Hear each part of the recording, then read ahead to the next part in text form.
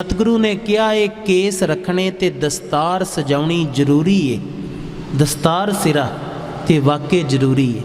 वैसे तो ये बड़े ही कारण ने, एक नहीं ने, बेअंत ने, पर एक कहानी सच्ची आप जी नूं सुना के अजनाले लागे एक बाबा होया सी। वो लोकां दे भूत पात कढ़दा सी ते जदों भूत पात कढ़दा सी ना, एक किसी दी हरियाणे वाल रिश्तेदारी सी, उन्हां दी धी जिहड़ी वो बीमार सी,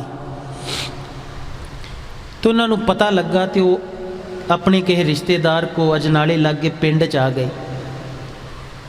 तो लागे पिंड च आके उन्हां नूं कहा कि सानू वो बाबे दा पता नहीं कित्थे है डेरा, सानू उत्थे लै जाओ। तो वो जिहड़ा गुरु पिता दा जी ये हैगा मोना कोना ही है, पर वो कहंदा मैं बाबियां च नहीं मनदा, मैं गुरु ग्रंथ साहिब जी नूं बस मनदा। वैसे सोहनी प्रीत है, सोहना जज्बा है कि गुरु पिता नूं मनदा है तूं, ये बड़ी वधिया गल है, होना चाहिए है। हर गुरसिख हर जी दे विच ये जज्बा होना चाहिए है, पर गुरु वर्गे बनो भी ना, गुरु वर्गे बनो भी ना। गुरु वर्गे बनते क्यों नहीं, केस क्यों नहीं रखते? ये सोहनी बात है कि गुरु ने प्रीत दिती है, गुरु दे होण दा ही बस जज्बा है, पर नाल ओहदा कहना भी ते मनो ना।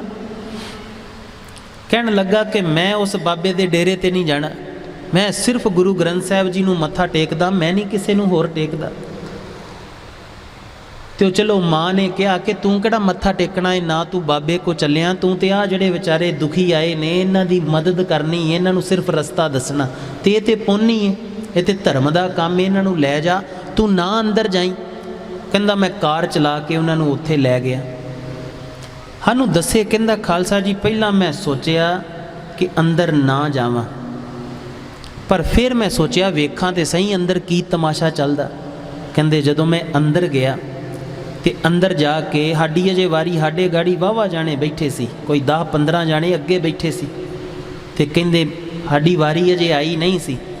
ते कहंदे मैं मन च सोचन डिया सी, किसे नाल गल नहीं कीती, मन च सोचन डिया सी कि ये जिहड़ा वड्डा बाबा बनया फिरदा ने ते मैं 5-7 घसुन छड्डां ना ते दंद दुंद तोड़ा इनूं लगे पता जरा भी ये वड्डा बाबा बनया फिरदा। कहंदे मन च इहो ही सोचन डिया। कहंदे जे मैं सोचिया ही सी ते बाबा मैनूं कहंदा तूं काका उरे आ अगे, तूं उरे आ जा लागे। कहंदे मैनूं सामने बिठा लिया। कहंदे की कहना, ये मन च की कहना कि मेरे घसुन छड्डे 5-7 ते फिर पता लगे दा बाबा पुणा कढ के दसां, ये मन च कहन दिया ना तू। आओ जिहड़े 3-4 रखे वो तेरे वास्ते तेरे वर्गियां नूं सूत्र करन नूं रखे ने। ते कहंदे मैनूं लगे कि मैं कोई ये ते कोई पहुंचिया संत लगदा, ये ते मन दियां पढ़न वाला है, जाननहार है, ते मेरे को भुल हो गई। कहंदे मैं हथ जोड़े, मैं डर भी गया, मैं माफ़ी मंगी कि बाबा जी मैनूं माफ़ कर दिओ। वो गुर कहन लगा गुरु पिता दा जी कि ये गल अज तो 4-5 साल पुरानी है, तो जड़ियाँ लागे मतावां बैठियां सी, बीबियां बैठियां सी, ये झट वाहिगुरू वाहिगुरू करन लग पईयां। वैसे ये भी बाबियां को जाके वाहिगुरू कर दियां, घर वाले लागे ये भी नहीं वाहिगुरू कर दियां। घर वाले लागे तो जड़ियाँ कुछ होर ही कर दियां हुंदियां है ना।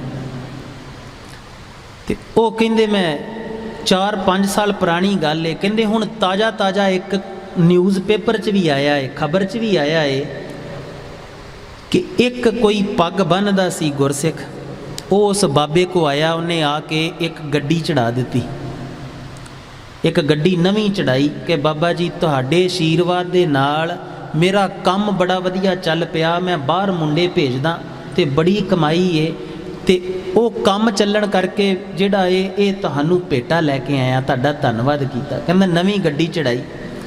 कहंदे वो अगले फिर पता नहीं वीरवार के ऐतवार वो बहिंदा सी, लाउंदा सी अपनी गद्दी जी। कहंदे जदों आउणा उन्हें 5,000-10,000 रख देना।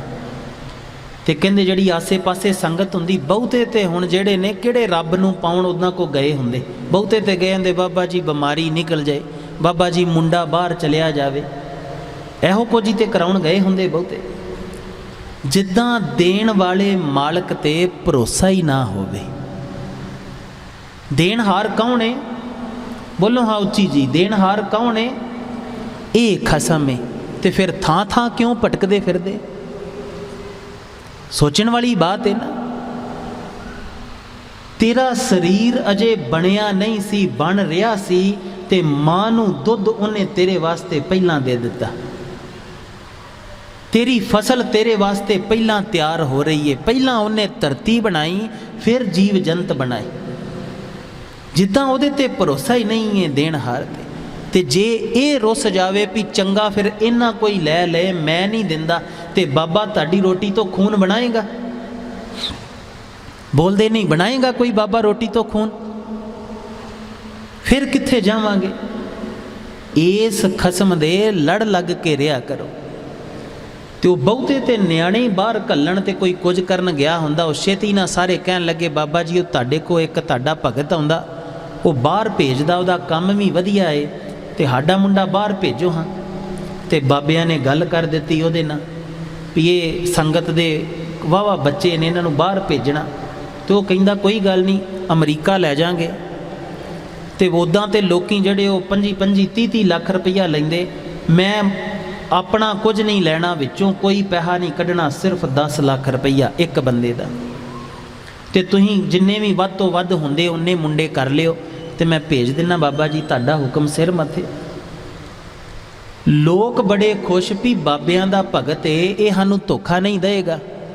तो बाबा भी बड़ा खुश भी ये नाल मेरी जड़ी सिक्खी सेवकी वाहवा वधेगी।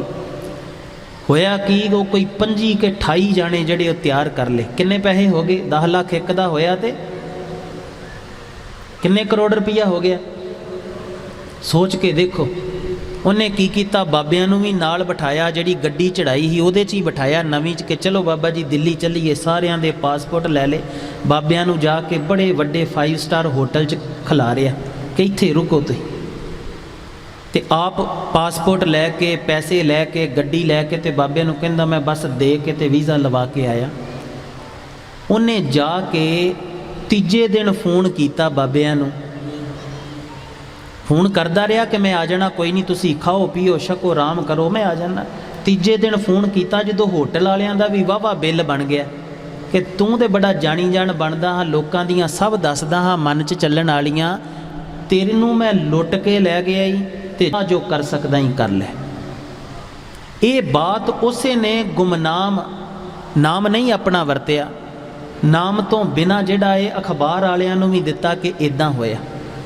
ते बाबा जी नूं बाद इत्थों पंजाब तो सेवक गए, पैसे दे के छड़ा के लेके आए।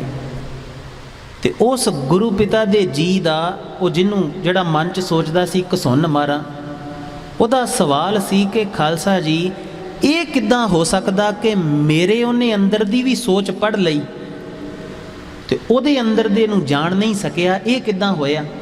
ते साडा पहला सवाल सी, वो जिहड़ा लुट के लैके गया उन्हें पग बद्धी सी, पग बंधा सी, ते कहण लगा हाँ बंधा सी।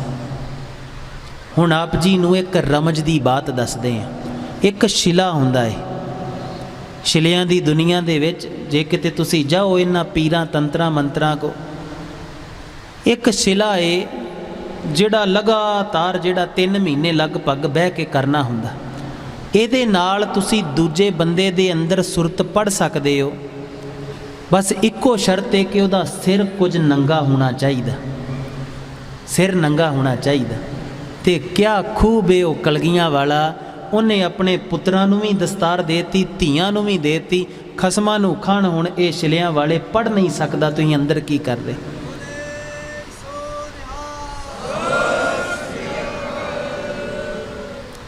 एडी खूब वनगी दा वो मालक है। ते आ साडियां मातावां ते भैणां ते जाणगियां, उदां भी चुन्नी लैणगियां ते ना इत्थे पिछे जे लैणी हुंदी भी किते साडा स्टाइल ना खराब हो जाए। चुन्नी लैण च भी स्टाइल हुंदा। सिर्फ इक्को ही बात है कि सिर नंगा होवे। एक होर भी जानी जानता दा खेड हैगी, तुसीं भी हो सकदे हो। सिर्फ इहदे नाल प्रेम करिया करो, इहदा नाम जपिया करो, तुहानूं उदां ही दूजे दे मत्थे वल वेखण, सिर वल वेखण दी भी लोड़ नहीं है। तुसीं ਠਾਂ ਨੂੰ सिर सुट के भी अगले दा सारा कुछ वेख सकदे जे कि ये की कर सकदा। ये कोई बहुतियां वड्डियां शक्तियां नहीं ने। तुसीं ते मर रहे हो, इन्हें मेरी तूड़ी वाहती, इन्हें मेरी कादी ਘਾਹ ਦੀ ਤਿੜ ਪੁੱਟ ਲਈ, ਇਹਨੇ ਮੇਰੀ ਵੱਟ ਗਾਂਹ ਕਰਤੀ, ਆ ਜਿਹੜਾ ਇਹਨੇ ਮੇਰੀ ਇੱਟ ਚੁੱਕ ਲਈ, ਇਹਨੇ ਮੈਨੂੰ ਫਲਾਣੀ ਗੱਲ ਕਹੀ, ਇਹਨੇ ਮੇਰੀ ਚੁਗਲੀ ਕੀਤੀ। ਇਹਦੇ 'ਚ ਹੀ ਸਾਰੀ ਪਰਮਾਤਮਾ ਦੀ ਦਿੱਤੀ ਊਰਜਾ ਬਰਬਾਦ ਕਰ ਰਹੇ ਹੋ। ਤੁਸੀਂ ਅਜੇ ਗੁਰੂ ਨਾਨਕ ਦੇ ਨਾਲ ਇੱਕਮਿਕ ਹੋਣਾ ਹੈ। ਕਿਦਨ ਹੋਵੋਗੇ? ਅਜੇ ਤੇ ਤੁਸੀਂ ਰੋ ਰਹੇ ਹੋ, ਗਰੀਬੀ ਆ ਗਈ। ਤੁਹਾਡੀ ਤੇ ਉਹ ਅਵਸਥਾ ਏ, ਕਈਆਂ ਲੁਕਾਈਆਂ ਸੂਰਜਾਂ ਚੰਦਾਂ ਤਾਰਿਆਂ ਦੇ ਤੁਸੀਂ ਮਾਲਕ ਹੋ। ਉਸ ਮਾਲਕ ਦੇ ਨਾਲ ਇੱਕਮਿਕ ਹੋਣਾ ਏ। ਅਜੇ ਰੋ ਰਹੇ ਹੋ ਇਹਨਾਂ ਬਾਤਾਂ ਨੂੰ। ਇਹ ਕਿੰਨੀ ਕੁ ਦੇਰ ਇਹ ਵਾਲਾ ਜੀਵਨ ਜੀਵਾਂਗੇ? ਐਰਕਾਂ ਤੇ ਗੁਰੂ ਨਾਨਕ ਮਿਲ ਗਿਆ, ਅਗਲੀ ਵਾਰ ਮਿਲੇਗਾ, ਭਰੋਸਾ ਹੈ। ਜੇ ਐਰਕਾਂ ਗੁਰੂ ਗ੍ਰੰਥ ਸਾਹਿਬ ਜੀ ਦੀ ਕਦਰ ਨਹੀਂ, ਸਤਿਕਾਰ ਨਹੀਂ, ਇਹਦੇ ਨਾਲ ਪ੍ਰੀਤ ਨਹੀਂ, ਤੇ ਅਗਲੀ ਵਾਰ ਮਿਲੇਗਾ, ਭਰੋਸਾ ਹੈ। ਨਾਲੇ ਗਧਿਆਂ ਨੂੰ, ਰਿਛਾਂ ਨੂੰ, ਕੁੱਤਿਆਂ ਨੂੰ, ਬਿੱਲਿਆਂ ਨੂੰ ਨਹੀਂ ਮਿਲਦਾ ਹੈ। ਮਿਲਦਾ ਹੈ ਉਹਨਾਂ ਨੂੰ ਰਚ ਦਿੰਦਾ ਬਸ ਚੜ੍ਹਦੀ ਕਲਾ। ਥੋੜ੍ਹਾ ਜਿਹਾ ਸਮਝੀਏ।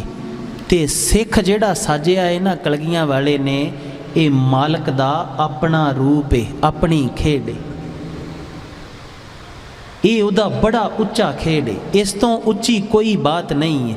ਇਹਨੂੰ ਤੇ ਦੇਵਤੇ ਵੀ ਹੱਥ ਜੋੜ ਕੇ ਖਲੋ ਜਾਂਦੇ, ਕਿਉਂਕਿ ਇਹ ਖਾਲਸ ਹੈ, ਇਹਦਾ ਲੇਖਾ ਕੋਈ ਨਹੀਂ। ਧਰਮ ਰਾਜਾ ਤੱਕ ਇਹਨੂੰ ਕੁਝ ਨਹੀਂ ਕਹਿ ਸਕਦਾ। ਆਪ ਜੀ ਬਾਣੀ ਪੜ੍ਹਦੇ ਹੋ ਨਾ, ਜਹ ਸਾਧੂ ਗੋਬਿੰਦ ਭਜਨ ਕੀਰਤਨ ਨਾਨਕ, ਨੀਤ ਨਾ ਹਉ ਨਾ ਤੂੰ ਨਹਿ ਛੁਟੈ ਨਿਕਟ ਨਾ ਜਾਇਓ। ਇਹ ਬਣਨਾ ਕਿ ਨਹੀਂ ਬਣਨਾ? ਜੇ ਤੇ ਇਹ ਸਵੇਰ ਤੋਂ ਅਭਿਆਸ ਕਰਨੇ ਸ਼ੁਰੂ ਕਰਨੇ ਨੇ, ਸਿੱਖੀ ਵਾਲਾ ਜੀਵਨ ਕਮਾਉਣਾ ਸ਼ੁਰੂ ਕਰਨਾ, ਖਾਲਸ ਹੋਣ ਦੀ ਕੋਈ ਖੇਡ ਆਰੰਭ ਕਰਨੀ ਕਿ ਮੈਂ ਵੀ ਖਾਲਸਾ ਬਣਨਾ, ਮੇਰੇ ਅੰਦਰ ਮੈਲ ਨਹੀਂ ਰਹਿਣੀ ਚਾਹੀਦੀ, ਮੇਰੇ ਅੰਦਰ ਨਿੰਦਿਆ ਚੁਗਲੀ ਈਰਖਾ ਨਹੀਂ ਰਹਿਣੀ ਚਾਹੀਦੀ, ਨਾ ਮੈਨੂੰ ਕ੍ਰੋਧ ਆਵੇ, ਨਾ ਹੰਕਾਰ ਆਵੇ, ਨਾ ਮੈਨੂੰ ਦੁੱਖ ਆਵੇ, ਨਾ ਮੈਂ ਦੁਖੀ ਹੋਵਾਂ, ਨਾ ਮੈਂ ਨਰਕ ਦੇ ਰਾਹ ਪਵਾਂ। ਜੇ ਤੇ ਕਰਨੀ ਤੇ ਹੱਥ ਜੋੜੋ ਤੇ ਗੁਰੂ ਮਹਾਰਾਜ ਨੂੰ ਕਰੋ ਨਮਸਕਾਰ, ਤੇ ਛੱਡੋ ਜਕਾਰਾ ਤੇ ਕਰੋ ਪ੍ਰਣ, ਇਹ ਕਰਾਂਗੇ।